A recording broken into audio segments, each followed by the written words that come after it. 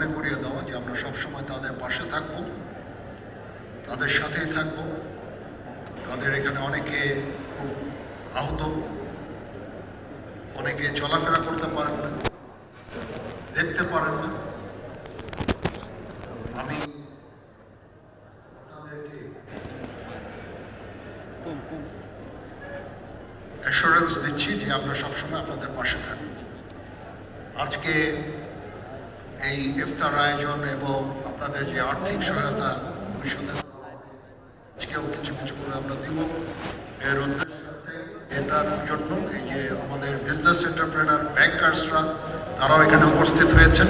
তাদের অর্থে, তাদের আর্থিক সাহায্যে আমরা এটা করছি।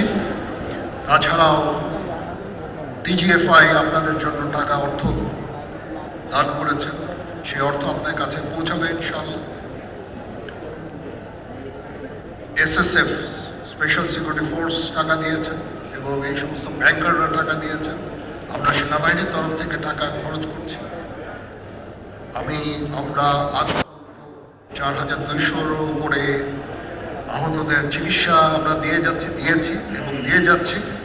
আমাদের এই সাহায্য সহযোগিতা সবসময় জারি থাকবে ইনশাআল্লাহ। আমরা চেষ্টা করব আপনাদের একটা রিহ্যাবিলিটেশনের জন্য, সেই দিকেই করে যাব। আর্থিক সাহায্য সহযোগিতা সবসময় আপনাদের প্রতি আমাদের জারি থাকবে ইনশাআল্লাহ। আপনারা কখনো মনোবল হারাবেন না, মনোবল হারানোর কিছু নাই। আপনারা জাতির কৃতি সন্তান, দেশ এবং জাতির জন্য অনেক কিছু ত্যাগ করেছেন। আমি আপনাদের অভিনন্দন জানাচ্ছি, প্রতি কৃতজ্ঞতা জানাচ্ছি এবং আপনাদেরকে